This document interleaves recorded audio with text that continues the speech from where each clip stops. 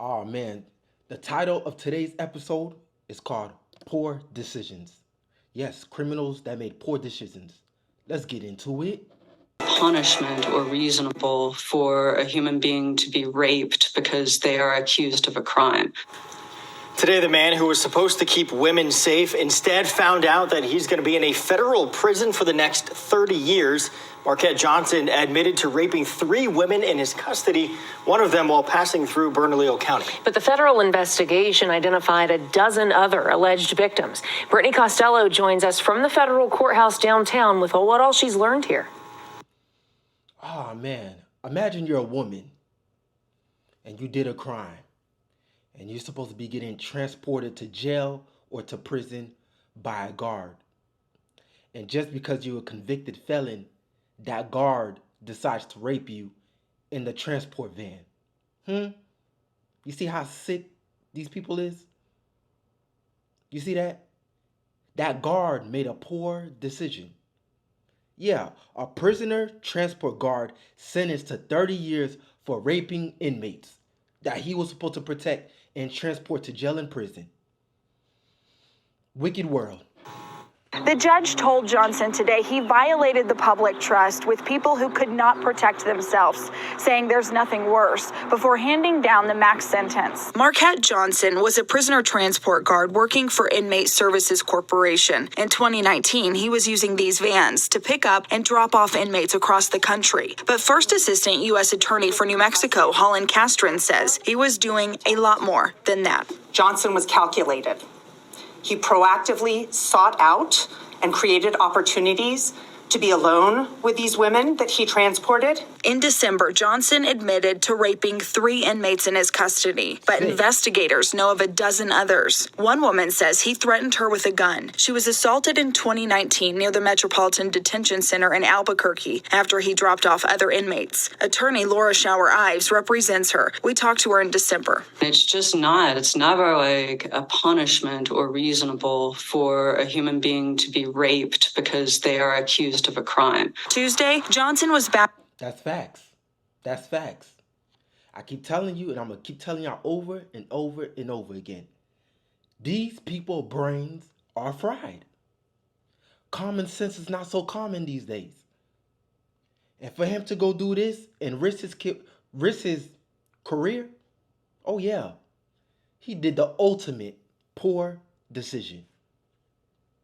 And I don't give a damn. He need to get the death penalty, not no 30 years in prison. Any man that really rapes, because we know there's a lot of women out here saying, oh, you know, he raped me and trying to get some money off of people, whatever. But I'm saying any man that truly rapes a woman needs to get that lethal injection or that electricity voltage going through his body. He need to get something. Because 30 years, that's nothing. That's nothing. Death penalty, yes, that's something to these nasty-ass rapists. Ugh. Back in federal court where he was sentenced to 30 years in prison. While this sentence cannot undo the emotional and physical trauma that Mr. Johnson caused TP and these other victims, it will ensure that Johnson spends decades in prison. But there are more questions about other victims, whether Inmate Services Corporation did enough to protect inmates, and who will hold those private companies accountable. The U.S. Attorney's Office wouldn't speak to that. We, as well as DOJ, are exploring our options within our authorities to address and prevent the future exploitation of vulnerable victims like these. We encourage survivors to find the courage. You see, he's a predator. Yeah, that man, he a predator. Because he preyed on the weak and on the woman that couldn't defend himself. Think about it. I'm not going to go rape regular women out there. I'm going to rape inmates that nobody cares about, that nobody believes. That's who I'm going to choose. That's a psychopathic predator.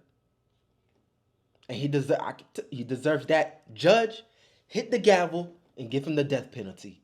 For good. And throw away the keys to this nasty, good-for-nothing Negro. Courage to come forward and report these crimes to the FBI. Brittany Costello, KOB4. We're going to get into another one that had a poor decision.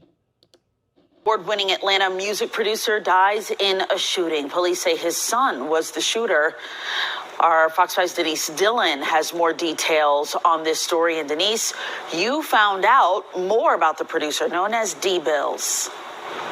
Yeah, I talked to a couple of people who knew him really well, and they say this is really a double trap. Wait, they said the son is the shooter? Father against son? Son against father? Nah. I guess the biblical times is here. Yeah, y'all remember that story, Cain and Abel, right?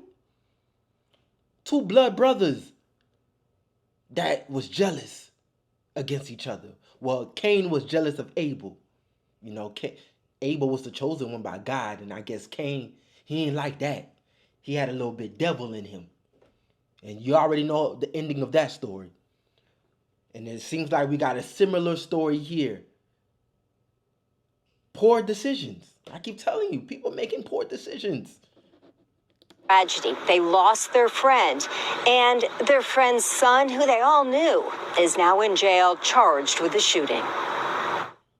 He was a two-time now platinum producer. Billy has worked with a lot of Atlanta artists, Lil Baby, Wife and Lucci, a lot of people. He's made his mark in the city. Cal Austin worked alongside D. Bills, whose real name is Clinton Dorsey, in the music industry.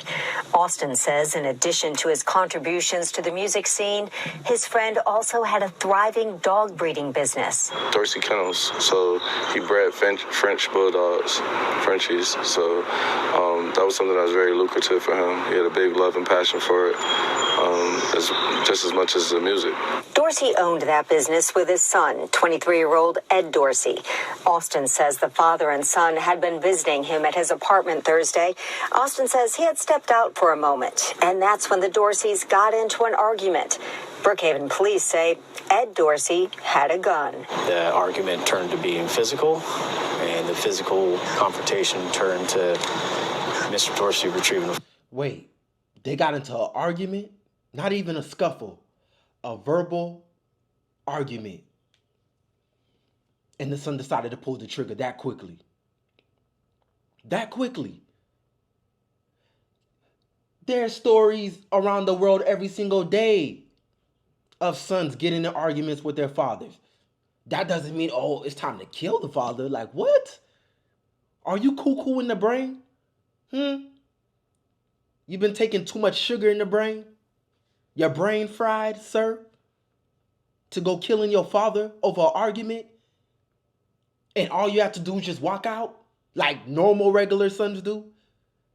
After they get in an argument with their fathers, they just walk out the house. Or walk out the door. Or go back up to their room. Nah, this is a different breeded devil. I gotta kill my father for this argument. What? Where do they do that at? In 2024. In 2024. Pathetic ass son. What a loser of a son. I'm sorry. But that's a loser. That's a loser son that wanted to crash out, made a poor decision, and crashed all the way out to the point he took his father's life. And ain't no coming back from that. Ain't no coming back from that. Pathetic loser of a son. A firearm and shooting Clinton Dorsey. Ed Dorsey is now in the DeKalb County Jail, charged with... Look at him. Look at this monster. Look at this good old picture of him. About to go serve a life sentence. And didn't they just say you and your daddy had a dog breeding business? So y'all making money, living good, driving nice cars. And you're going to go crash dummy style. Crash out, all the way out. And go serve a life sentence in prison over killing your father. Audience, y'all help me make that make sense. Help me make that make sense. It doesn't make any sense. Damn loser. Voluntary manslaughter. Austin says this hurts in more ways than one because he's close to both the father and the son. It was a situation that went too far, but again, that was something that was probably deeply rooted from relationship as father and son. Honestly, rest in peace, my good brother. Oh, man. This is a Powers episode right here. Y'all ever watch the show Powers? Yeah, Ghost is a dad, and then the son end up killing the dad at the end. Yeah. Sons killing fathers now. We in the last days. Cain and Abel stories. Golly. Rest in peace to the father. The monster is already going to get his life sentence, so it's over for him. But I keep telling these fathers, you need to be in your son's life. Like the gentleman said, it was rooted earlier in life. Their problems been stemmed from life. I don't know what they had going on. But be in your son's life. Raise your son up with principles. Raise your son up with morals, with discipline, strength, and structure. Then these problems won't be going on. Yeah, these problems won't be going on. Lord have mercy. Poor decision. Another episode. First on 4, terrifying moments inside of a local church during Sunday services. A man walks up to the pastor with a gun and allegedly pulls the trigger. Thankfully, that gun apparently jammed, and the man was then tackled to the ground. You're watching all that unfold on your screen. And now on your screen, we're getting our first look at the suspect, 26-year-old Bernard Polite. Adding to the investigation. Wait a second. Did they say 26-year-old? Sir and ma'am, do this look like a 26-year-old to you? This man look like about 35 to 40 years old. This don't look like no 26-year-old. We don't know what crack pipe he been on. We don't know what reality or life been beating his ass up. We don't know what he been going through, but he outaged himself. He don't look like no 26-year-old. Police say a body was found in his home. Here's Pittsburgh's Action News 4 reporter Ava Rash with all the details. A man is now in custody after police say he tried to shoot a pastor in the middle of the sermon, and just hours later, a body was found in that suspect's home. And God had chose.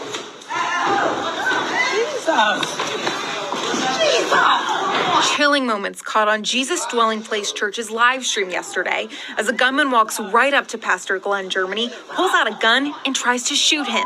By some miracle, the gun jammed. I'm thankful to God that I'm still here because he definitely pulled the trigger. They had a male come in and confront the pastor with a firearm. Patrons currently have the male held down and the firearm away from him. Y'all remember Bishop Lamar, the fraudster pastor? That somebody walked in his church, a gunman walked in his church and laid him down? Yeah, this story right here reminds me of Bishop Lamar, the biggest fraudster in New York City. Yeah, he was a pastor, whatever. Now all of a sudden, fast forward in time, another incident happened like that too, where someone just walks into the church and try to shoot the pastor and lay someone down. What's going on with people? Have we really lost it? Walking into the house of God with a gun and shooting pastors up. We are going cuckoo for Cocoa Puffs. Now, I don't know what type of water y'all drinking, what type of food y'all eating, but your mind is gone. It's flushed. Too much of that inorganic food y'all eating. Too much poison y'all feeding y'all minds and brains. Golly, what's going on with this world? Clarence McAllister, the church deacon and cameraman, had just enough time to jump into action, taking down the suspect. That's right. I'm just grateful that, God seen it, that nobody got hurt, especially when the guy had the gun pointed directly at his head. Police identified the gunman as Bernard Polite from North Braddock. According to the criminal complaint, Polite told investigators God told him to shoot Pastor Germany, and he wanted to go to jail to clear his mind. That's when the story takes a turn. Just hours later, around 8, the Eastern Regional Valley Police Department was called to the 500 block of Stokes Avenue for a man shot. According to the medical examiner, Derek Polite, who neighbors say is related to Bernard. God told you to shoot the pastor? That wasn't God, sir. Sir, that wasn't God. That was the devil telling you to shoot that pastor. That was the devil. It wasn't God. It was the devil. It was a demon. You was possessed. Yes, you was possessed. You don't know we in a war? What? What do you mean we're in a war? Yes, the war is good versus evil. And I'm going to be honest, right now, good is losing and evil is winning. Yeah, I peeped that. Evil is winning and good is losing the battle. For right now, temporarily. We're going to overcome it. We're going to overcome the evilness. We're going to beat the evil. Believe that. But we losing right now. We getting our ass kicked. Was found dead inside the home. Investigators say Bernard also lived in that home. Never nothing bad. Right. Nothing bad has ever happened in that home. Never. No domestic violence, no fights, no argument that we know of, that we could ever have heard, or we would have heard it. Neighbors were shocked at the turn of events, none of it making any sense. Benjamin Jordan, who lives right next door, says the two were always nice and there were never issues. I hope it ain't Bernard. That's all. I just hope it ain't him that did that, because he was just such a nice guy, and also Derek. And while neighbors have a lot of questions, at this point, no charges have been filed against Bernard in connection to Derek's death. Bernard didn't seem like that type of guy, but the evidence is looking at him. I mean, look. Let me tell you something, sir. We don't know that type of guy. He wasn't that type of guy because he was possessed. You know, that's not the Bernard y'all once knew. Bernard had a demon spirit in him that told him to walk into the house of God and pull that trigger on that pastor. End the story. End the story. And we're going to conclude this sermon. I thank y'all for watching. Thank y'all for tuning in. Don't forget to like, subscribe, and hit the bell button below. Hit the notification, man. Just hit it. Hit the like. I love you guys. Y'all stay safe out here. Stay blessed. Deuces.